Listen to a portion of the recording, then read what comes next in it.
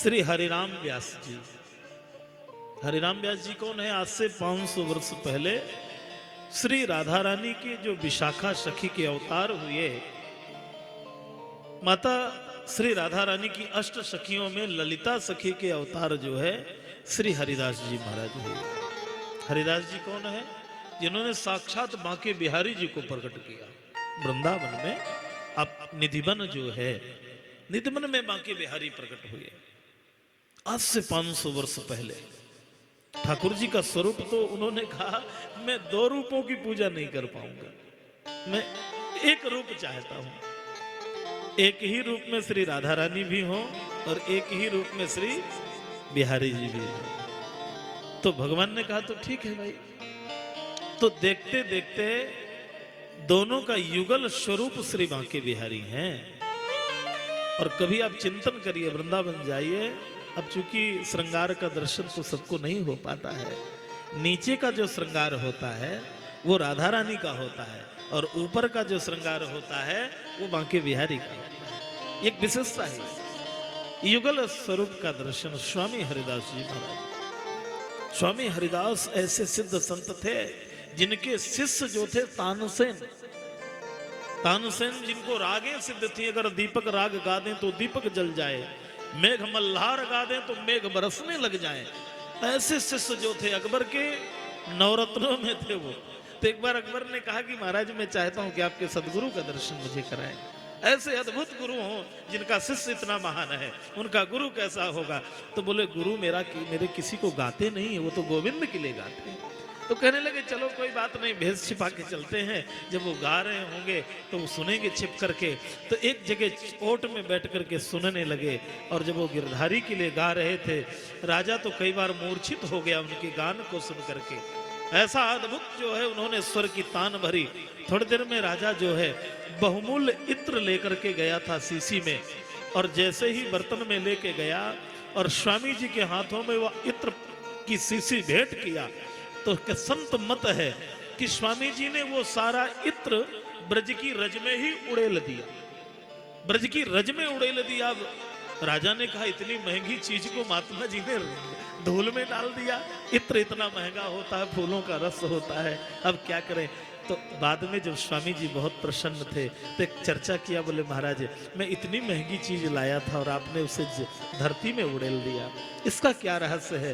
तो कहने लगे भाई तू क्या जाने, जब तेरा इत्र आया तो मैं भगवान के साथ होली का दर्शन कर रहा था। मेरी किशोरी जी और मेरे बांके बिहारी होली खेल रहे थे और मैं उस भाव में डूबा हुआ था। और उसी क्षण तेरा इत्र मेरे हाथ में आया तो मेरी किशोरी जी की गागर का रंग कम पड़ गया, तो मैंने सारा इत्र उनकी गागर में लाके उड़ेल दिया। और तुझे देखना हो तो जा, वो गागर रखी है, तेरे इत्र की सुगंध उस गागर में आ रही होगी। मेरे भाई जब भाव में डूब जाए ना तो भाव का आनंद ही कुछ दूसरा होता ही। अद्भुत संतों का वर्णन है। श्री स्वामी हरिदास जी महाराज जो विशाखा ललिता सखी के अवतार हुए, और श्री हरिराम व्यास जी जो महाराज हैं ये माता राधा रानी की किशोरी मैया के विशाखा सखी के अवतार हुए। इन्होंने लिखा है रेमन वृंदा विपिन निहार। इनका बड़ा अच्छा एक पद है। क्या पद है? रेमन वृंदा विपिन निहार और तीर्थराज सीमा के बाहर हरिहू को न निहार। ये इतना दिव्य स्थल है भगवान का वृंदावन। चाहे चित्रकूट धाम भगवान राम जी की तपोभूमि है और श्री वृंदावन भगवान गोविंद की प्रेम की भूमि है। भाई जो आनंद राम जी को श्री चित्रकूट में आया, 12 वर्ष तक निवास करके जो आनंद की अनुभूति श्री राम जी को यहाँ हुई, वही आनंद की अनुभूति भगवान गोविंद को श्री वृंदावन में हुई। इसलिए ब्रजभूमि बड़ी अद्भुत है, वृंदावन का आनंद ही अद्भुत है, सुंदर। तत्पश्चात यहाँ से भगवान की महारास की लीला का दर्शन कराया। महारास बड़ा ही अद्भुत है। भगवान पिता रात्रि शरदोत्फुल्ल मल्लिका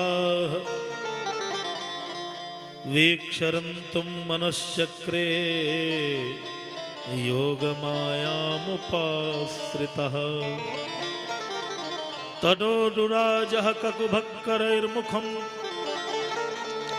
प्राच्याविलिम्पन्नरुणेन शन्तमैः सचर्षणीनामुदगास्सुचो मृजन् प्रियप्रियाया इव दीर्घदर्शनः। बड़ा सुंदर भगवान का यहाँ से महाराज का आनंद दिया। ये महाराज क्या है?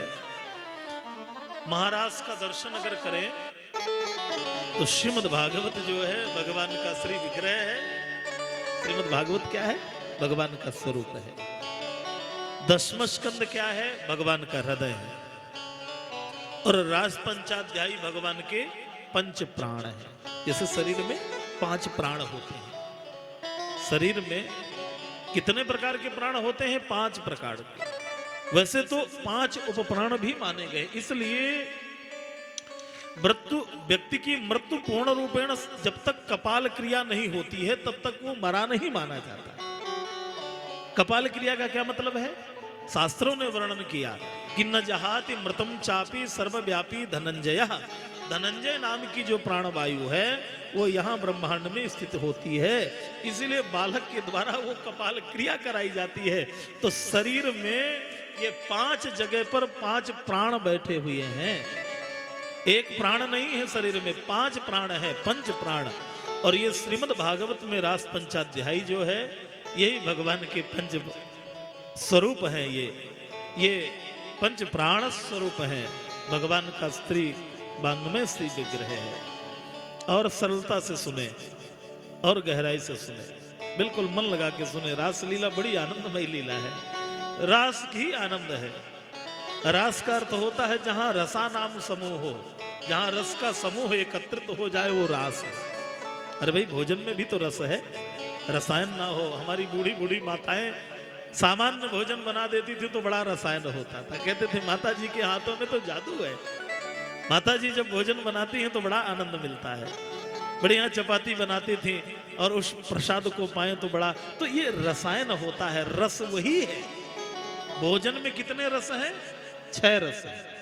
बहुत मन से सुनिए, भोजन में कितने रस हैं? 6 रस हैं। 7वां रस नहीं है। और इन 6 रसों में किसी को मीठा पसंद है, किसी को कड़वा पसंद है, किसी को खट्टा पसंद है। तो भोजन में 6 रस और जीवन में 9 रस। हमारे जीवन में कितने रस हैं? 9 रस है। और ये 9 रस कैसे हैं? हम लोग रस में बैठे हुए हैं। अभी आनंद आ रहा है तो मुस्कुरा रहे हैं, मानो कि ये प्रसन्न मुद्रा है। थोड़ी देर में कोई ऐसी बात सुनाई कान में दे तो करुण रस, मानो आंखों से अश्रुपात होने लगे, मानो करुण रस है। कोई कुछ कह दे तो नाराज हो जाए तो ये रौद्र रस है। कोई कुछ ऐसी हंसी की बात कर दे तो ये हास्य रस है। तो ये 9 रस हमारे जीवन में है। तो जब सामान्य रस हमें जीवन की यात्रा को चलाते हैं तो भगवान तो आनंद का रस है। रसो वैशाह, वो स्वरूप रसमय है। रसम हेवानम लब्ध्वा आनंदी भवति। भगवान कैसा है? रस स्वरूप है। आहा, दिव्य स्वरूप जो है। इसलिए इस रसना को, इस हमारी जीभ को रसना कहा जाता है। जो रस को स्वीकार करे, रस को ग्रहण करे, इसलिए इसका नाम है रसना। इसलिए भगवान रसमय है। और सरल भाषा में सुने, चित्त की वृत्तियां ही गोपी हैं। हमारे शरीर में क्या है?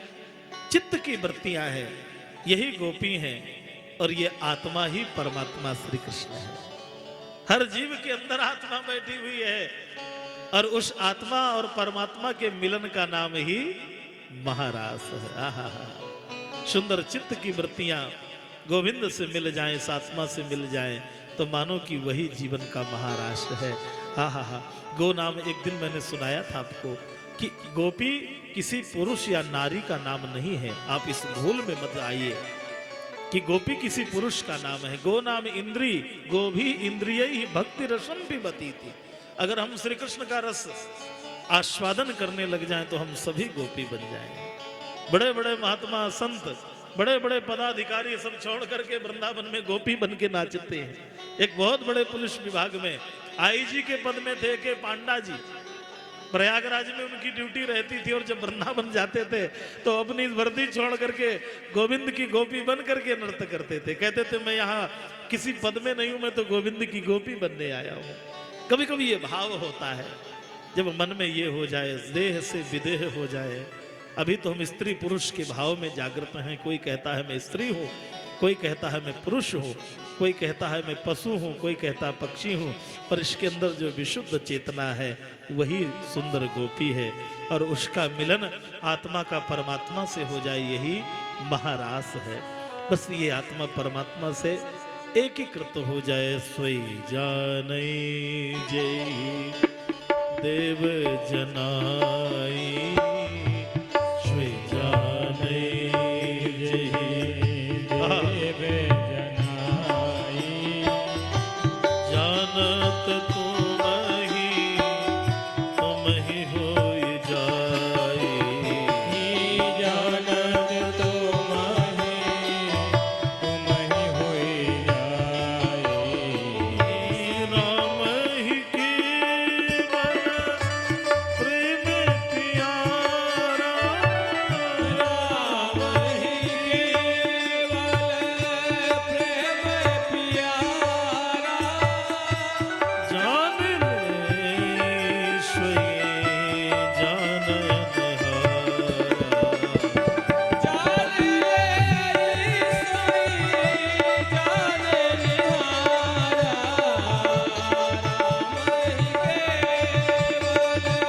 ही केवल प्रेम प्यारा, जान ले सोई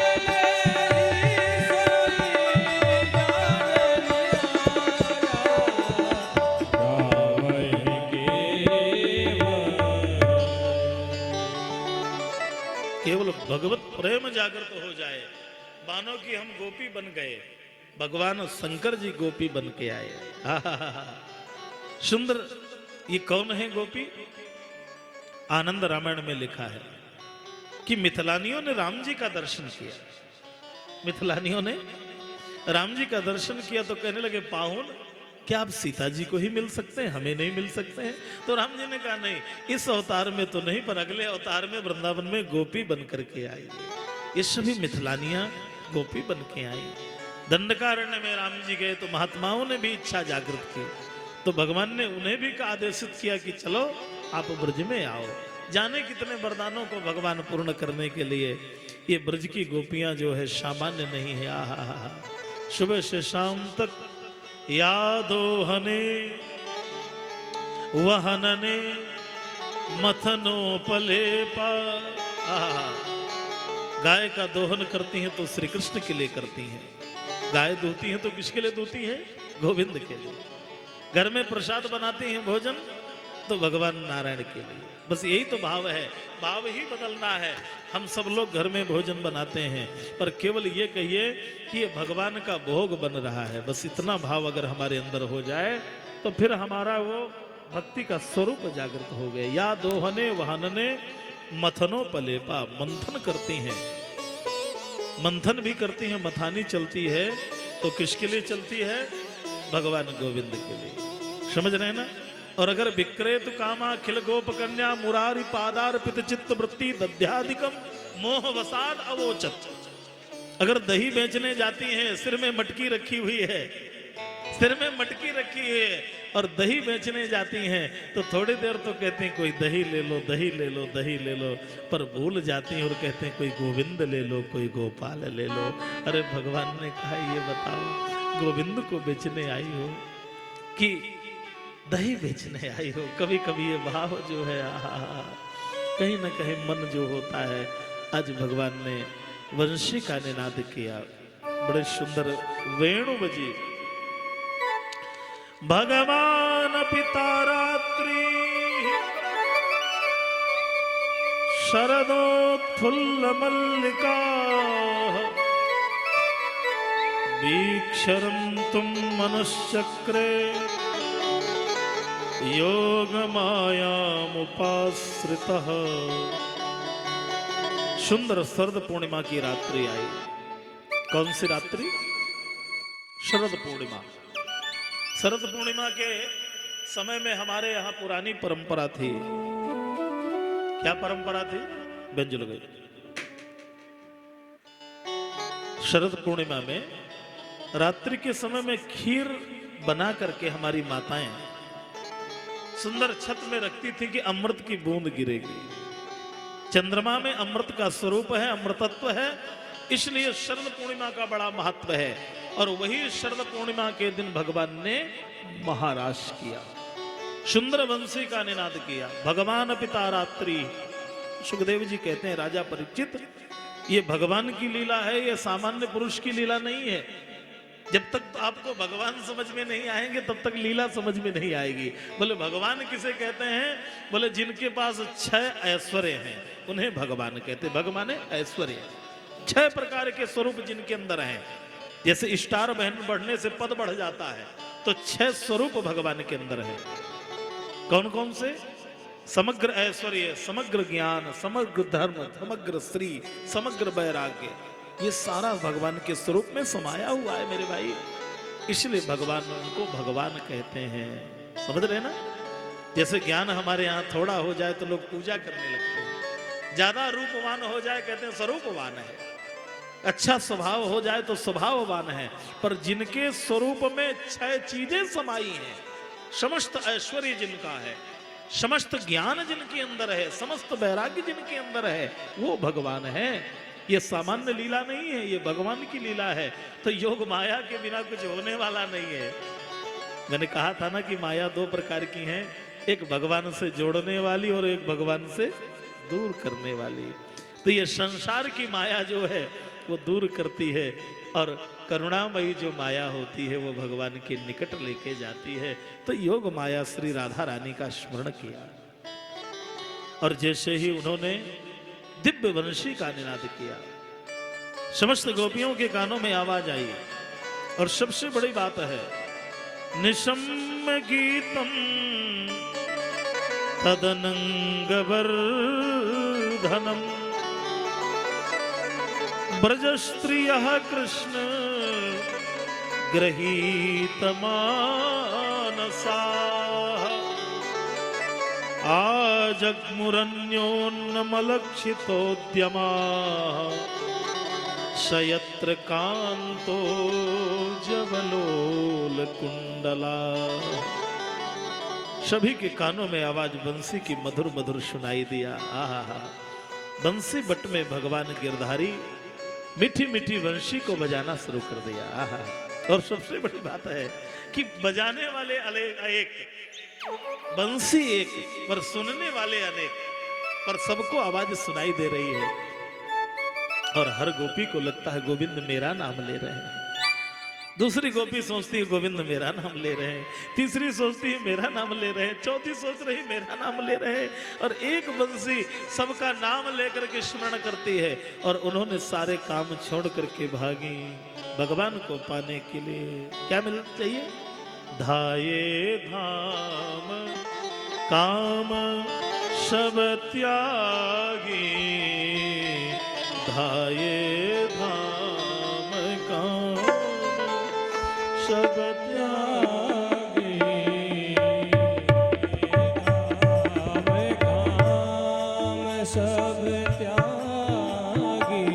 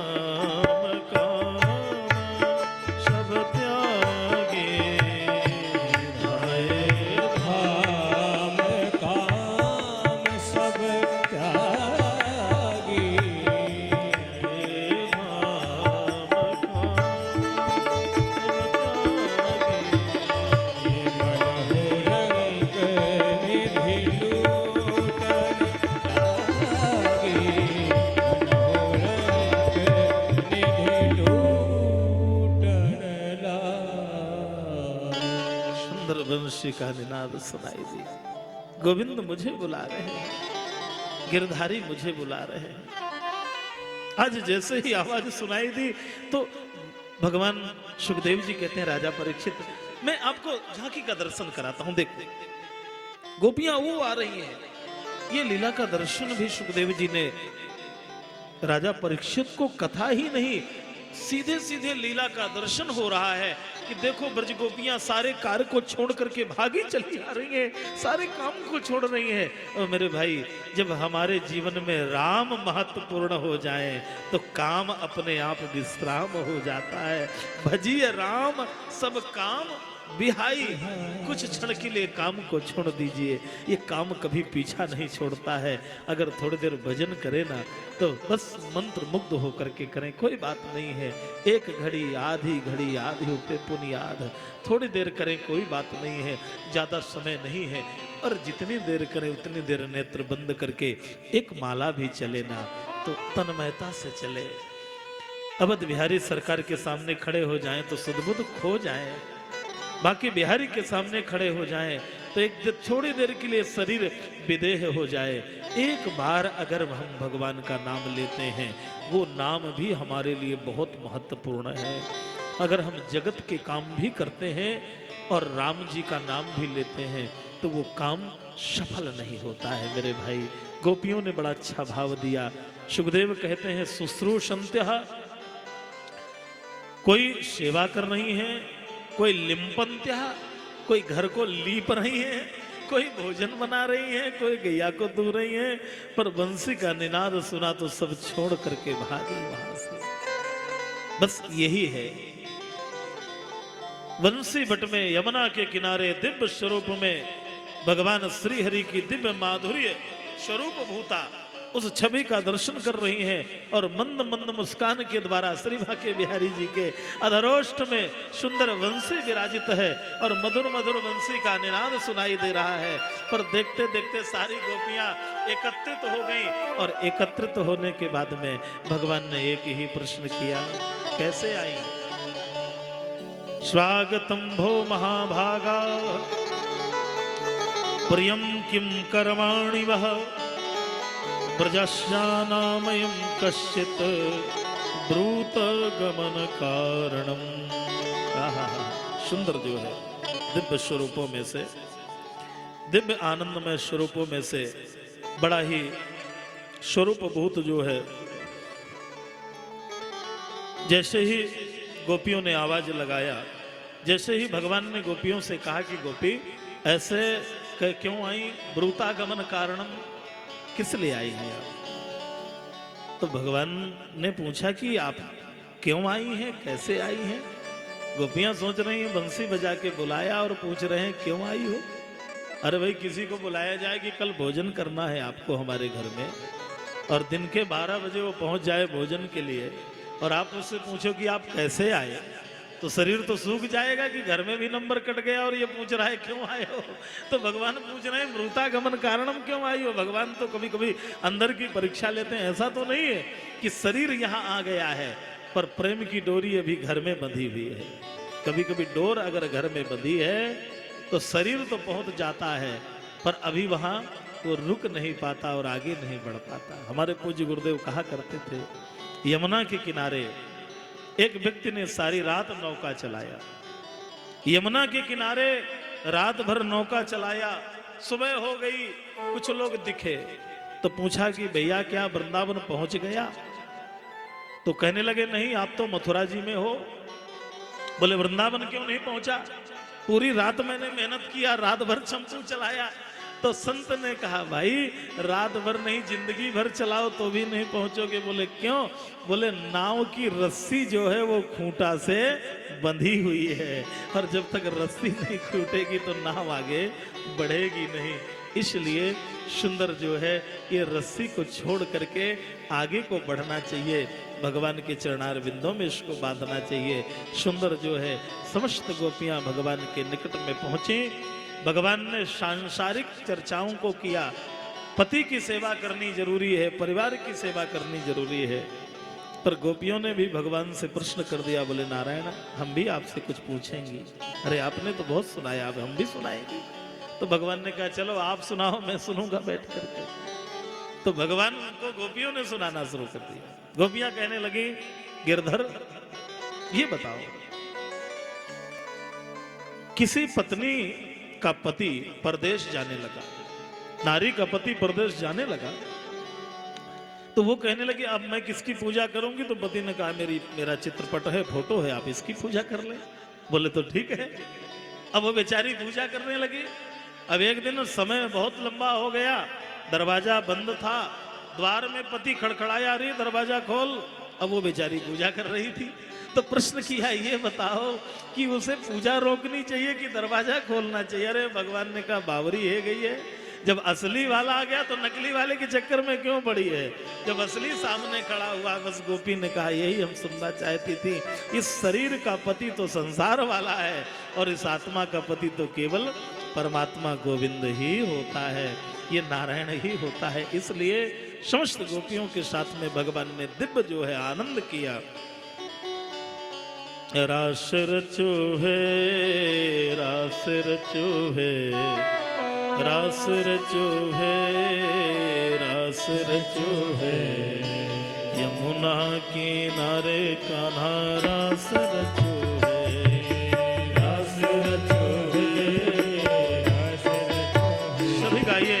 यमुना किनारे कान्हा रास रचो है, जय हो। रास रचो है, रास रचो है, यमुना किनारे कान्हा रास रचो है, रास रचो है, रास रचो है, यमुना किनारे कान्हा रास रचो है। गोकुल में देखो, वृंदावन में देखो, गोकुल में देखो, वृंदावन में देखो, गोकुल में देखो, वृंदावन में देखो, गोकुल में देखो, वृंदावन में देखो, बंसी बाजे रे श्याम संग राधा नाचे रे, श्याम संग राधा नाचे रे। रास रचो है, रास रचो है, रास रचो है, रास रचो है, ओ रास रचो है, रास रचो है, रास रचो है, रास रचो है, यमुना किनारे कान्हा रास रचो है, रास रचो है, रास रचो है, यमुना किनारे। मीठी मीठी तालियों से गाइए।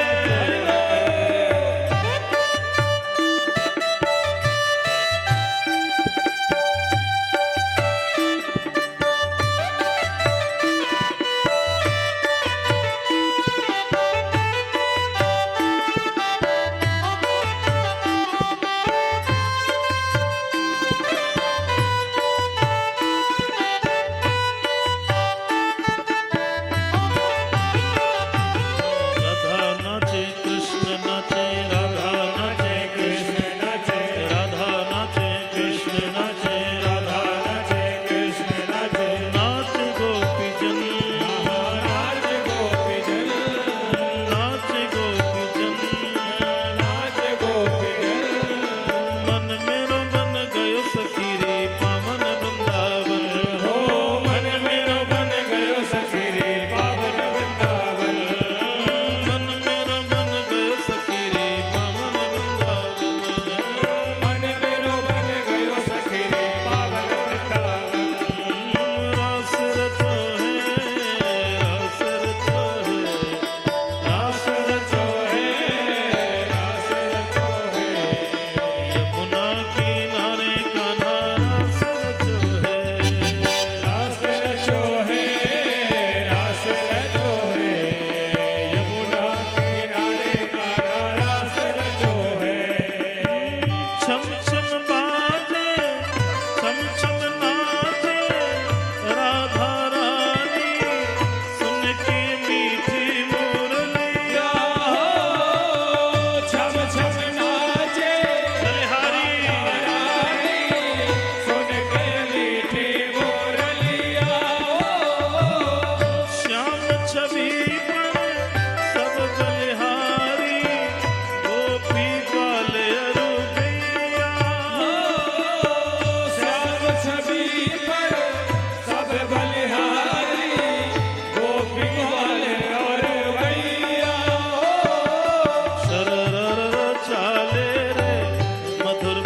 भैया